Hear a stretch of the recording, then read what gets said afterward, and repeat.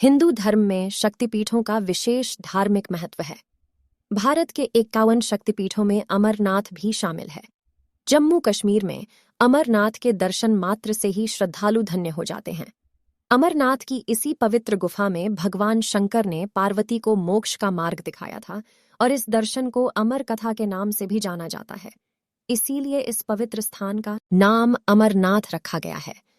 जिस प्रकार भगवान श्री कृष्ण और अर्जुन के बीच आध्यात्मिक और धार्मिक संवाद हुआ था, उसी प्रकार यहाँ भगवान शंकर और पार्वती के बीच भी आध्यात्मिक और धार्मिक संवाद हुआ। हिंदू धार्मिक मान्यता के अनुसार जब भगवान शंकर पार्वती जी को अमृत ज्ञान का ज्ञान दे रहे थे, उस समय एक शुक हरे कॉलर वाला तोता भी यह अमृत ज्ञान सुन रहा था। दूसरी ओर भगवान शंकर जब पार्वती जी को अमृत ज्ञान सुनाते थे तो पार्वती जी हुंकार भी देते थे। पार्वती जी भगवान शंकर द्वारा दिए गए सभी ज्ञान को रुचि और भक्ति के साथ सुनते थे, लेकिन कुछ समय बाद अचानक पार्वती जी को नींद आ गई। हालांकि इस बीच शुक उनके अमृत ज्ञान को भक्तिपूर्वक सुन रहे थे और साथ ही पार्वती जी की तरह हुंकारों का अध्ययन भी कर रहे थे। तो शिवजी ने सोचा कि पार्वती हुंकार दे रही हैं। अब अमृत ज्ञान का पाठ करते समय अचानक भगवान शंकर की नजर क्रोध से भरे हुए शुक पर जाती है, जिससे भगवान शंकर क्रोधित हो जाते हैं और शुक को मारने के लिए दौड़ पड़ते हैं। तब भगवान शंकर उस शुक पर अपने त्रिशूल से प्रहार करते हैं। त्रिशूल के प्रहार से शुक बहुत भयभीत हो जाता है और इधर उधर उड़ने लगता है। शुक अपनी जान बचाने के लिए भागकर व्यास जी के आश्रम में जाता है। वहां वह शुक अत्यंत सूक्ष्म रूप धारण कर व्यास जी की पत्नी के मुख से प्रवेश कर उनके गर्भ में समा जाता है। धार्मिक मान्यता के अनुसार वह शुक 12 वर्ष तक गर्भ में लघु रूप में रहता है। दूसरी ओर भगवान श्री कृष्ण स्वयं आकर उन्हें आश्वस्त करते हैं कि तुम्हें डरने की जरूरत नहीं है। उन्होंने शुक से यह भी कहा कि माया का तुम पर कोई प्रभाव नहीं पड़ेगा। इसलिए शुक भगवान श्री कृष्ण की बात मानकर गर्भ से बाहर आ जाता है, जिससे शुक को व्यास जी का पुत्र होने का सम्मान मिले। व्यास जी की पत्नी के गर्भ से निकलने के बाद वह पुत्र बहुत ज्ञानी हो जाता है, क्योंकि उसे गर्भ में ही वेद, उपनिषद, दर्शन और पुराण आदि का ज्ञान हो जाता था। शुक के जन्म के बाद वह अपने माता पिता को प्रणाम करता है और भगवान कृष्ण को भी प्रणाम करता है और तपस्या करने के लिए गहरे जंगल में चला जाता है। अंततः उस शुक ने अपनी तपस्या पूरी की और उसके बाद उसे शुकदेव मुनि के नाम से जाना जाने लगा। अमरनाथ के बारे में एक और धार्मिक मान्यता भी बहुत प्रचलित है, जिसमें कहा जाता है कि भगवान शंकर शाम के समय नृत्य कर रहे थे।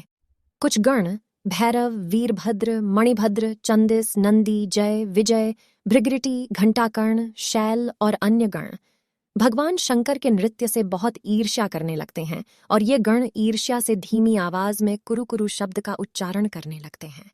गण लोगों के इन शब्दों से भगवान शंकर उन्हें शाप देते हैं कि तुम दीर्घकाल तक केवल कुरु कुरु शब्द ही बोलोगे।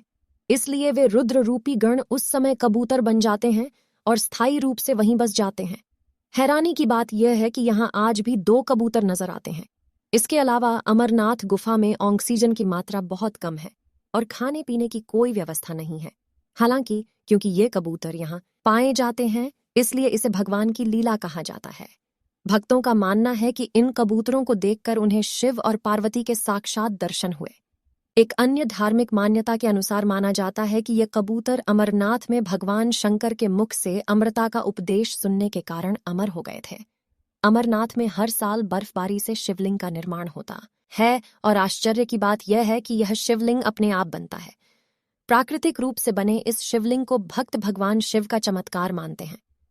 अमरनाथ शिवलिंग के दर्शन करने वाले भक्तों को मृत्यु का भय नहीं रहता। अमरनाथ गुफा का उल्लेख लिंग पुराण में भी मिलता है।